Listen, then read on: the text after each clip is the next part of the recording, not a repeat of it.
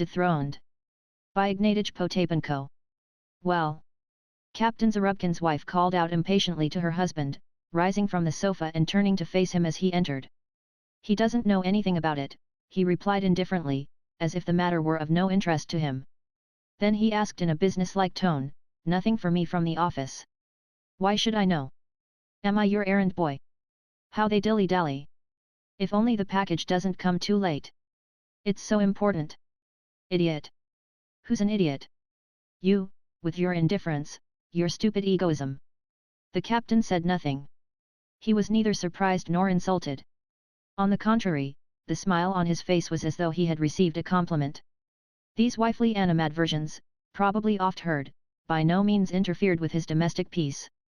It can't be that the man doesn't know when his wife is coming back home, Mrs. Zarubkin continued excitedly. She's written to him every day of the 4 months that she's been away. The postmaster told me so. Semyonov. Ho, Semyonov. Has anyone from the office been here? I don't know, Your Excellency, came in a loud, clear voice from back of the room. Why don't you know? Where have you been? I went to Abramka, Your Excellency. The tailor again. Yes, Your Excellency, the tailor Abramka. The captain spat in annoyance. And where is Krinksa? He went to market, Your Excellency. Was he told to go to market? Yes, Your Excellency. The captain spat again. Why do you keep spitting? Such vulgar manners, his wife cried angrily. You behave at home like a drunken subaltern. You haven't the least consideration for your wife. You are so coarse in your behavior towards me. Do, please, go to your office. Semyonov. Your Excellency. If the package comes, please have it sent back to the office and say I've gone there. And listen. Someone must always be here. I won't have everybody out of the house at the same time. Do you hear? Yes, Your Excellency. The captain put on his cap to go. In the doorway he turned and addressed his wife. Please, Tasia, please don't send all the servants on your errands at the same time. Something important may turn up, and then there's nobody here to attend to it. He went out, and his wife remained reclining in the sofa corner as if his plea were no concern of hers. But scarcely had he left the house, when she called out. Semyonov, come here. Quick. A barefooted unshaven man in dark blue pantaloons and cotton shirt presented himself. His stocky figure and red face made a wholesome appearance. He was the captain's orderly. At your service, Your Excellency. Listen, Semyonov, you don't seem to be stupid. I don't know, Your Excellency. For goodness sake, drop Your Excellency. I am not your superior officer. Yes, Your Excel. Idiot. But the lady's manner toward the servant was far friendlier than toward her husband. Semyonov had it in his power to perform important services for her, while the captain had not come up to her expectations. Listen, Semyonov, how do you and the doctor's men get along together? Are you friendly? Yes, Your Excellency. Intolerable, cried the lady, jumping up. Stop using that silly title. Can't you speak like a sensible man? Semyonov had been standing in the stiff attitude of attention, with the palms of his hands at the seams of his trousers.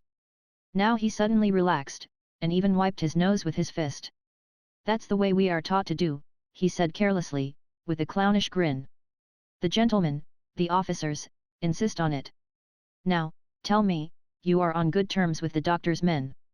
You mean Podmar and Shuchuk? Of course, we're friends. Very well, then go straight to them and try to find out when Mrs. Shaldin is expected back. They ought to know. They must be getting things ready against her return, cleaning her bedroom and fixing it up. Do you understand? But be careful to find out right. And also be very careful not to let on for whom you are finding it out. Do you understand? Of course, I understand. Well, then, go. But one more thing. Since you're going out, you may as well stop at Abramka's again and tell him to come here right away. You understand? But His Excellency gave me orders to stay at home, said Semyonov, scratching himself behind his ears. Please don't answer back. Just do as I tell you. Go on, now. At your service. And the orderly, impressed by the lady's severe military tone, left the room. Mrs. Zarubkin remained reclining on the sofa for a while. Then she rose and walked up and down the room and finally went to her bedroom, where her 2 little daughters were playing in their nurse's care. She scolded them a bit and returned to her former place on the couch. Her every movement betrayed great excitement.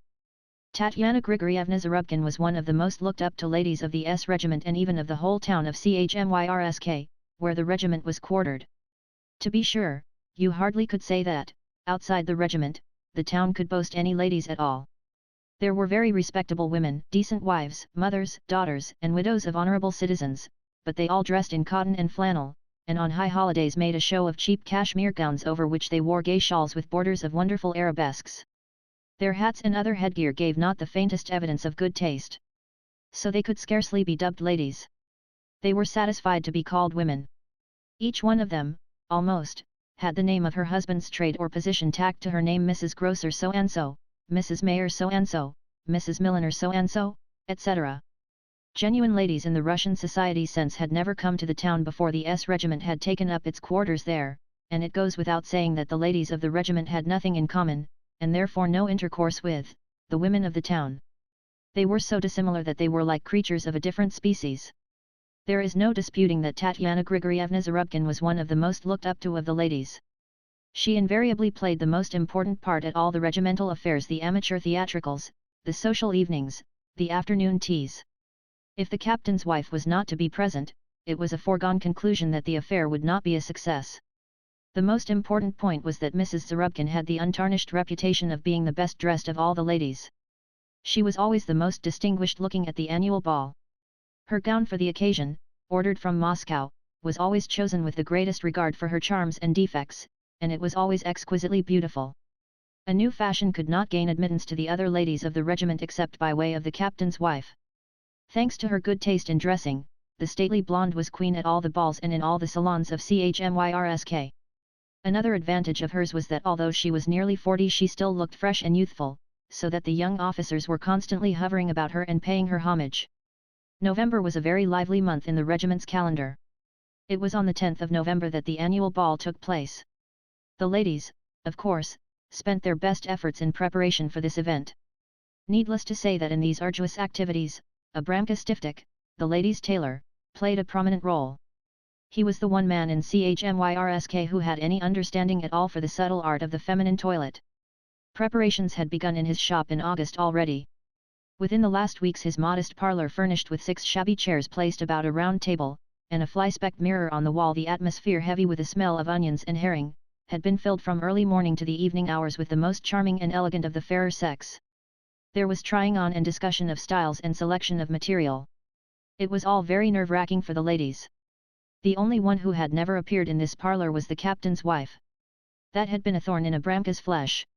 He had spent days and nights going over in his mind how he could rid this lady of the, in his opinion, wretched habit of ordering her clothes from Moscow. For this ball, however, as she herself had told him, she had not ordered a dress but only material from out of town, from which he deduced that he was to make the gown for her. But there was only 1 week left before the ball, and still she had not come to him. Abramka was in a state of feverishness. He longed once to make a dress for Mrs. Zarubkin. It would add to his glory. He wanted to prove that he understood his trade just as well as any tailor in Moscow, and that it was quite superfluous for her to order her gowns outside of Chmyrsk. He would come out the triumphant competitor of Moscow. As each day passed and Mrs. Zarubkin did not appear in his shop, his nervousness increased. Finally she ordered a dressing jacket from him, but not a word said of a ball gown. What was he to think of it? So, when Semyonov told him that Mrs. Zarubkin was expecting him at her home, it goes without saying that he instantly removed the dozen pins in his mouth, as he was trying on a customer's dress, told one of his assistants to continue with the fitting, and instantly set off to call on the captain's wife. In this case, it was not a question of a mere ball gown, but of the acquisition of the best customer in town. Although Abramka wore a silk hat and a suit in keeping with the silk hat, still he was careful not to ring at the front entrance, but always knocked at the back door. At another time, when the captain's orderly was not in the house, for the captain's orderly also performed the duties of the captain's cook, he might have knocked long and loud. On other occasions a cannon might have been shot off right next to Tatyana Grigorievna's ears and she would not have lifted her fingers to open the door. But now she instantly caught the sound of the modest knocking and opened the back door herself for Abramka. "Oh," she cried delightedly. "You, Abramka!" She really wanted to address him less familiarly, as was more befitting so dignified a man in a silk hat, but everybody called him Abramka, and he would have been very much surprised had he been honored with his full name, Abramsrulovic Stiftik. So she thought it best to address him as the others did. Mr. Abramka was tall and thin.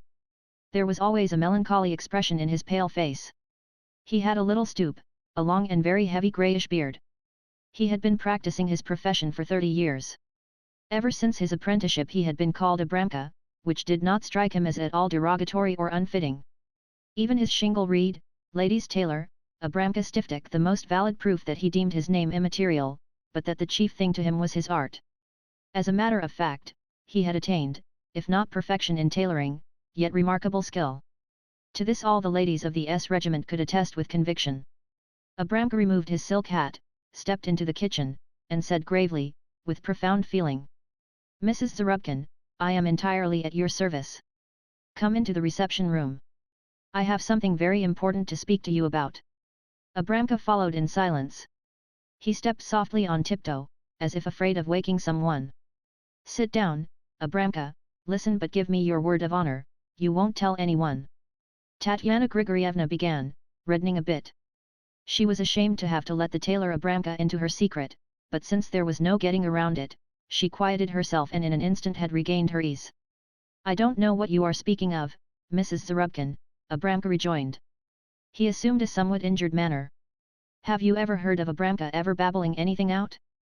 You certainly know that in my profession you know everybody has some secret to be kept." "Oh, you must have misunderstood me, Abramka. What sort of secrets do you mean?" "Well, one lady is a little bit one-sided, another lady," he pointed to his breast, "is not quite full enough, another lady has scrawny arms, such things as that have to be covered up or filled out or laced in, so as to look better. That is where our art comes in. But we are in duty bound not to say anything about it." Tatyana Grigorievna smiled. "Well, I can assure you I am all right that way. There is nothing about me that needs to be covered up or filled out." "Oh, as if I didn't know that. Everybody knows that Mrs. Zarubkin's figure is perfect," Abramka cried, trying to flatter his new customer. Mrs. Zarubkin laughed and made up her mind to remember everybody knows that Mrs. Zarubkin's figure is perfect. Then she said, "You know that the ball is to take place in a week." "Yes, indeed, Mrs. Zarubkin, in only 1 week, unfortunately, only 1 week," replied Abramka, sighing. "But you remember your promise to make my dress for me for the ball this time." "Mrs. Zarubkin," Abramka cried, laying his hand on his heart. "Have I said that I was not willing to make it? No, indeed, I said it must be made and made right for Mrs. Zarubkin, it must be better than for anyone else. That's the way I feel about it." "Splendid! Just what I wanted to know. But why don't you show me your material? Why don't you say to me, 'Here, Abramka, here is the stuff, make a dress'? Abramka would work on it day and night." "Ahem, that's just it, I can't order it. That is where the trouble comes in. Tell me, Abramka, what is the shortest time you need for making the dress?" "Listen, the very shortest." Abramka shrugged his shoulders. "Well, is a week too much for a ball dress such as you will want? It's got to be sewed, it can't be pasted together, you, yourself, know that, Mrs. Zarubkin. But supposing I order it only 3 days before the ball?" Abramka started. "Only 3 days before the ball? A ball dress? Am I a god, Mrs. Zarubkin? I am nothing but the lady's tailor, Abramka Stiftik." "Well, then you are a nice tailor," said Tatyana Grigorievna, scornfully. "In Moscow they made a ball dress for me in 2 days." Abramka jumped up as if at a shot, and beat his breast. "Is that so? Then I say, Mrs. Zarubkin," he cried pathetically, "if they made a ball gown for you in Moscow in 2 days, very well, then I will make a ball gown for you, if I must, in 1 day. I will neither eat nor sleep, and I won't let my help off either for 1 minute. How does that suit you? Sit down, Abramka, thank you very much. I hope I shall not have to put such a strain on you. It really does not depend upon me, otherwise I should have ordered the dress from you long ago." "It doesn't depend upon you? Then upon whom does it depend?" "Ahem, it depends upon, but now, Abramka, remember this is just between you and me, it depends upon Mrs. Shaldin." "Upon Mrs. Shaldin, the doctor's wife? Why, she isn't even here." "That's just it. That is why I have to wait. How is it that a clever man like you, Abramka, doesn't grasp the situation? Hum. Let me see. Abramka racked his brains for a solution of the riddle. How could it be that Mrs. Shaldin, who was away, should have anything to do with Mrs. Zarubkin's order for a gown? No, that passed his comprehension. She certainly will get back in time for the ball, said Mrs. Zarubkin, to give him a cue. Well, yes. And certainly will bring a dress back with her. Certainly. A dress from abroad, something we have never seen here, something highly original. Mrs. Zarubkin. Abramka cried, as if a truth of tremendous import had been revealed to him. Mrs. Zarubkin, I understand. Why certainly. Yes, but that will be pretty hard. That's just it. Abramka reflected a moment, then said. I assure you, Mrs. Zarubkin, you need not be a bit uneasy. I will make a dress for you that will be just as grand as the one from abroad. I assure you, your dress will be the most elegant one at the ball, just as it always has been. I tell you, my name won't be Abramka Stiftik if. His eager asseveration seemed not quite to satisfy the captain's wife. Her mind was not quite set at ease. She interrupted him. But the style, Abramka, the style. You can't possibly guess what the latest fashion is abroad. Why shouldn't I know what the latest fashion is, Mrs. Zarubkin? In Kiev I have a friend who publishes fashion plates. I will telegraph to him, and he will immediately send me pictures of the latest French models. The telegram will cost only 80 cents, Mrs. Zarubkin, and I swear to you I will copy any dress he sends. Mrs. Shaldin can't possibly have a dress like that. All very well and good, and that's what we'll do. Still we must wait until Mrs. Shaldin comes back. Don't you see, Abramka, I must have exactly the same style that she has? Can't you see, so that nobody can say that she is in the latest fashion? At this point Semyonov entered the room cautiously. He was wearing the oddest-looking jacket and the captain's old boots. His hair was rumpled, and his eyes were shining suspiciously. There was every sign that he had used the renewal of friendship with the doctor's men as a pretext for a booze. I had to stand them some brandy, Your Excellency, he said saucily, but catching his mistress's threatening look, he lowered his head guiltily. Idiot, she yelled at him, face about. Be off with you to the kitchen. In his befuddlement, Semyonov had not noticed Abramka's presence. Now he became aware of him, faced about and retired to the kitchen sheepishly. What an impolite fellow, said Abramka reproachfully. Oh, you wouldn't believe, said the captain's wife, but instantly followed Semyonov into the kitchen. Semyonov, aware of his awful misdemeanor, tried to stand up straight and give a report. She will come back, Your Excellency, day after tomorrow toward evening. She sent a telegram. Is that true now? I swear it's true. Shuchik saw it himself. All right, very good. You will get something for this. Yes, Your Excellency. Silence, you goose. Go on, set the table. Abramka remained about 10 minutes longer with the captain's wife, and on leaving said. Let me assure you once again, Mrs. Zarubkin, you needn't worry, just select the style, and I will make a gown for you that the best tailor in Paris can't beat. He pressed his hand to his heart in token of his intention to do everything in his power for Mrs. Zarubkin. It was 7 o'clock in the evening. Mrs. Shaldin and her trunk had arrived hardly half an hour before, yet the captain's wife was already there paying visit, which was a sign of the warm friendship that existed between the two women. They kissed each other and fell to talking. The doctor, a tall man of 45, seemed discomfited by the visit, and passed unfriendly side glances at his guest. He had hoped to spend that evening undisturbed with his wife, and he well knew that when the ladies of the regiment came to call upon each other for only a second, it meant a whole evening of listening to idle talk. You wouldn't believe me, dear, how bored I was the whole time you were away, how I longed for you, Natalie Semyonovna. But you probably never gave us a thought. Oh, how can you say anything like that? I was thinking of you every minute, every second. If I hadn't been obliged to finish the cure, I should have returned long ago. No matter how beautiful it may be away from home, still the only place to live is among those that are near and dear to you. These were only the preliminary soundings. They lasted with variations for a quarter of an hour. First Mrs. Shaldin narrated a few incidents of the trip, then Mrs. Zarubkin gave a report of some of the chief happenings in the life of the regiment. When the conversation was in full swing, and the samovar was singing on the table, and the pancakes were spreading their appetizing odor, the captain's wife suddenly cried. I wonder what the fashions are abroad now. I say, you must have feasted your eyes on them. Mrs. Sheldon simply replied with a scornful gesture. Other people may like them, but I don't care for them one bit. I am glad we here don't get to see them until a year later. You know, Tatyana Grigorievna, you sometimes see the ugliest styles. Really? Asked the captain's wife eagerly, her eyes gleaming with curiosity. The great moment of complete revelation seemed to have arrived. Perfectly hideous, I tell you. Just imagine, you know how nice the plain skirts were. Then why change them? But no, to be in style now, the skirts have to be draped. Why? It is just a sign of complete lack of imagination.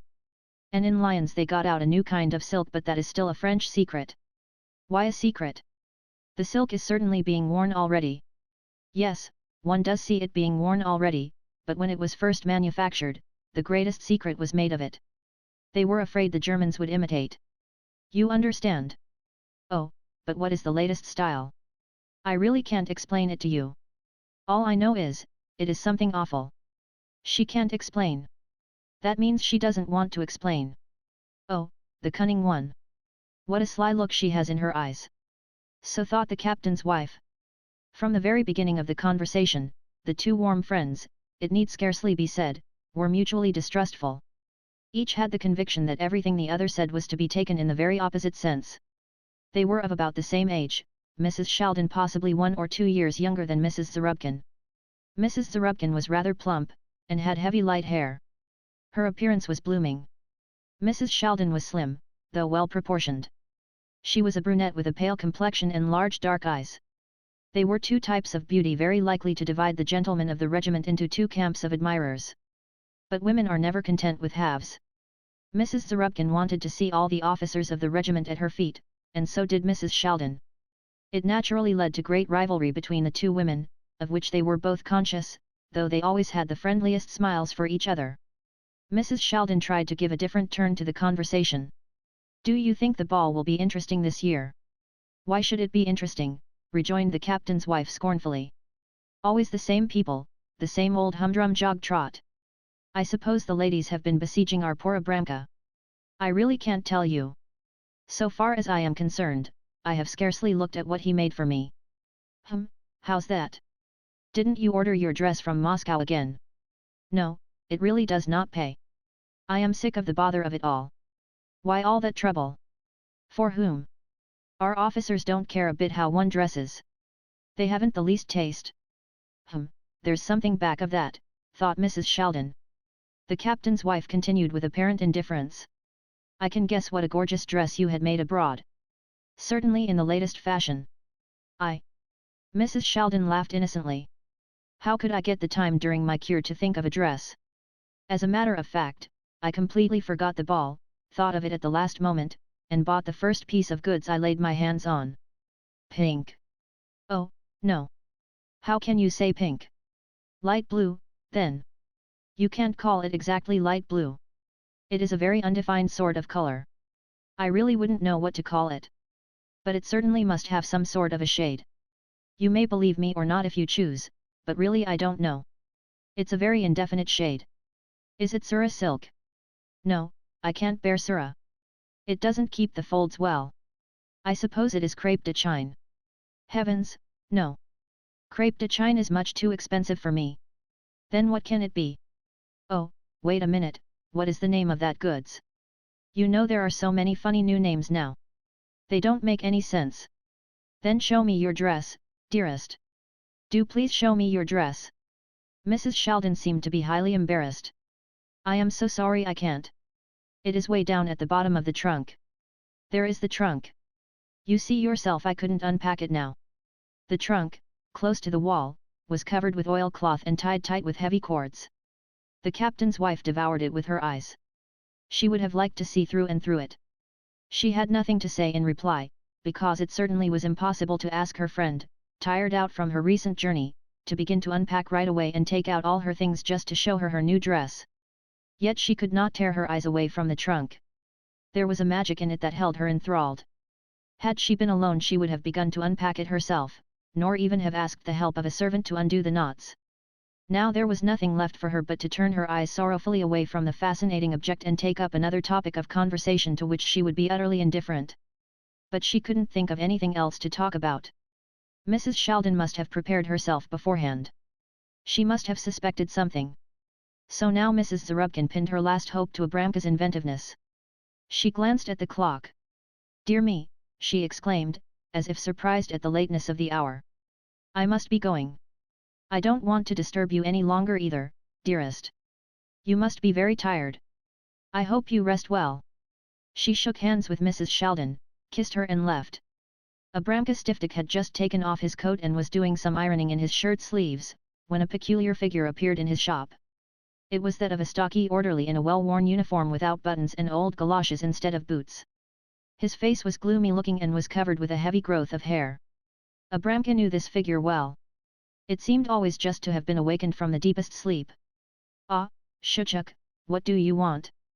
"Mrs. Sheldon would like you to call upon her," said Shuchuk. He behaved as if he had come on a terribly serious mission. "Ah, that's so, your lady has come back. I heard about it. You see, I am very busy. Still, you may tell her I am coming right away. I just want to finish ironing Mrs. Konopatkin's dress." Abramka simply wanted to keep up appearances, as always when he was sent for. But his joy at the summons to Mrs. Sheldon was so great that to the astonishment of his helpers and Shuchuk he left immediately. He found Mrs. Sheldon alone. She had not slept well the 2 nights before and had risen late that morning. Her husband had left long before for the military hospital. She was sitting beside her open trunk taking her things out very carefully. "How do you do, Mrs. Sheldon? Welcome back to CHMYRSK. I congratulate you on your happy arrival."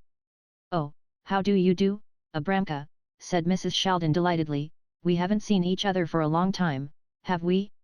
I was rather homesick for you." "Oh, Mrs. Sheldon, you must have had a very good time abroad. But what do you need me for? You certainly brought a dress back with you."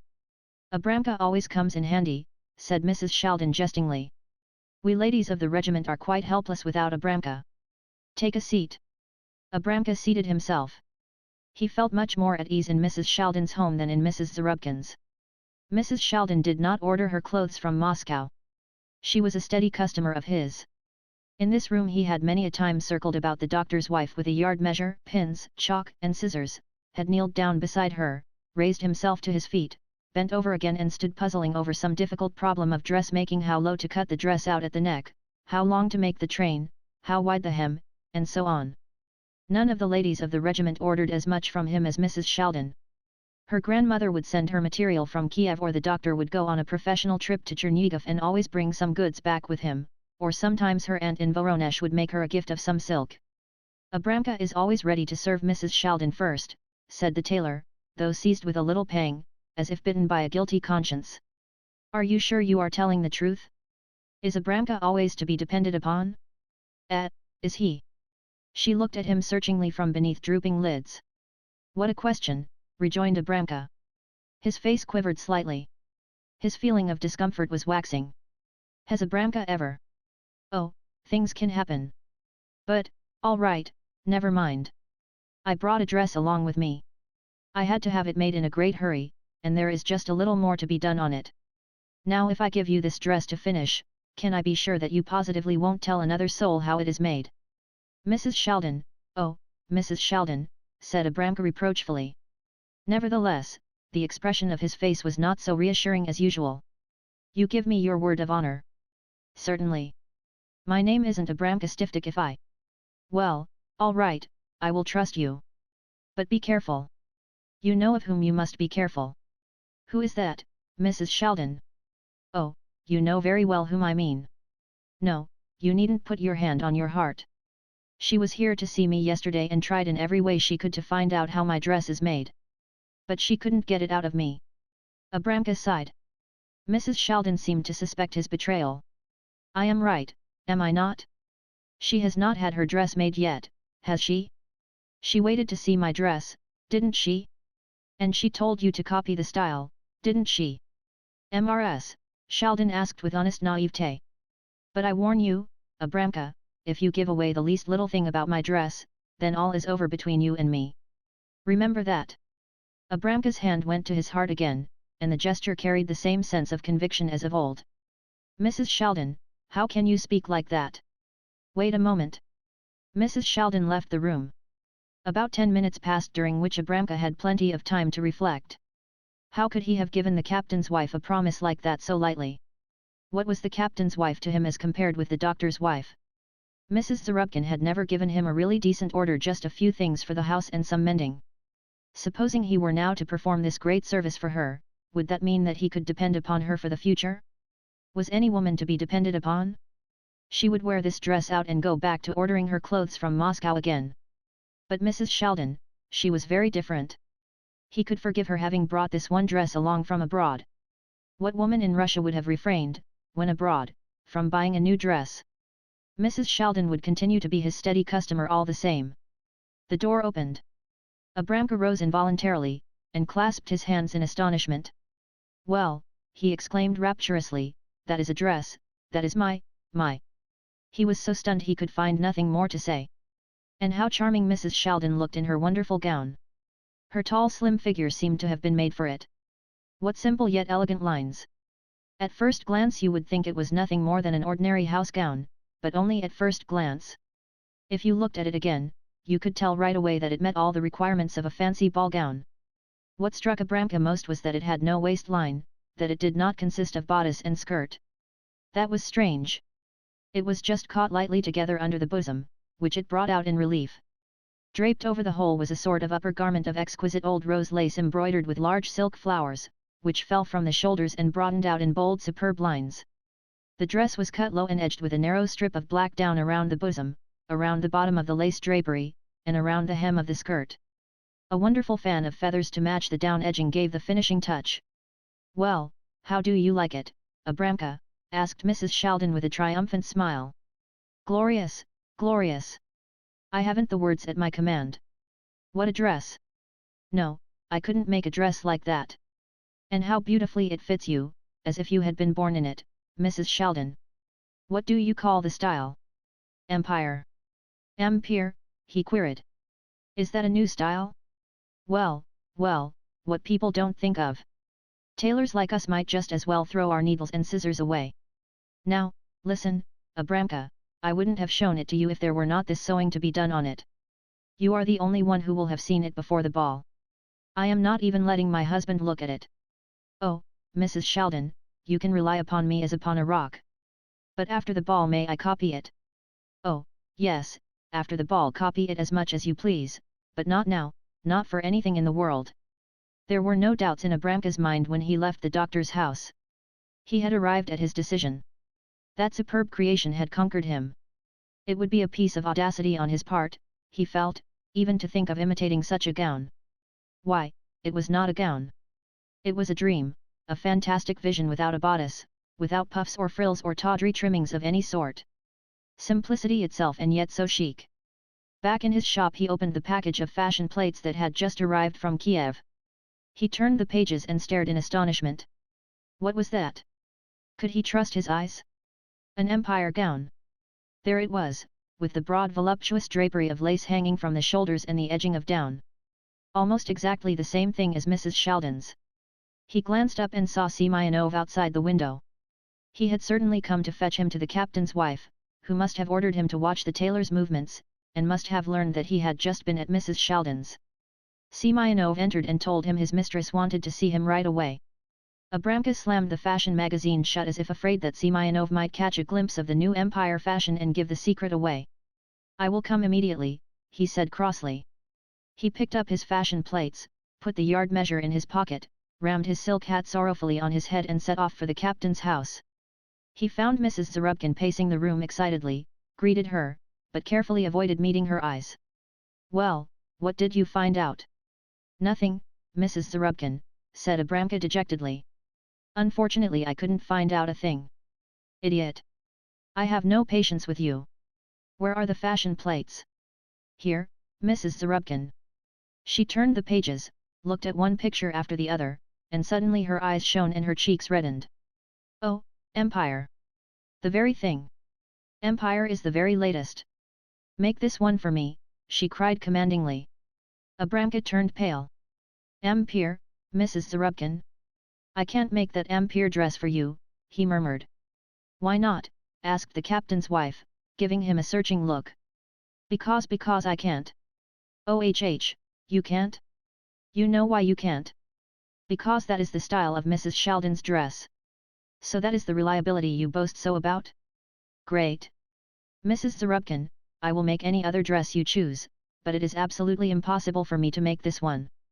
I don't need your fashion plates, do you hear me? Get out of here, and don't ever show your face again. Mrs. Zarubkin, I. Get out of here, repeated the captain's wife, quite beside herself. The poor tailor stuck his yard measure, which he had already taken out, back into his pocket and left. Half an hour later the captain's wife was entering a train for Kiev, carrying a large package which contained material for a dress. The captain had accompanied her to the station with a pucker in his forehead. That was 5 days before the ball. At the ball 2 expensive empire gowns stood out conspicuously from among the more or less elegant gowns which had been finished in the shop of Abramka Stiftik, ladies' tailor. The one gown adorned Mrs. Sheldon's figure, the other the figure of the captain's wife. Mrs. Zarubkin had bought her gown ready-made at Kiev, and had returned only 2 hours before the beginning of the ball. She had scarcely had time to dress. Perhaps it would have been better had she not appeared at this one of the annual balls, had she not taken that fateful trip to Kiev. For in comparison with the make and style of Mrs. Sheldon's dress, which had been brought abroad, hers was like the botched imitation of an amateur. That was evident to everybody, though the captain's wife had her little group of partisans, who maintained with exaggerated eagerness that she looked extraordinarily fascinating in her dress and Mrs. Sheldon still could not rival her. But there was no mistaking it, there was little justice in this contention. Everybody knew better, what was worst of all, Mrs. Zarubkin herself knew better. Mrs. Sheldon's triumph was complete. The two ladies gave each other the same friendly smiles as always, but one of them was experiencing the fine disdain and the derision of the conqueror, while the other was burning inside with the furious resentment of a dethroned goddess of the annual ball. From that time on Abramka cautiously avoided passing the captain's house.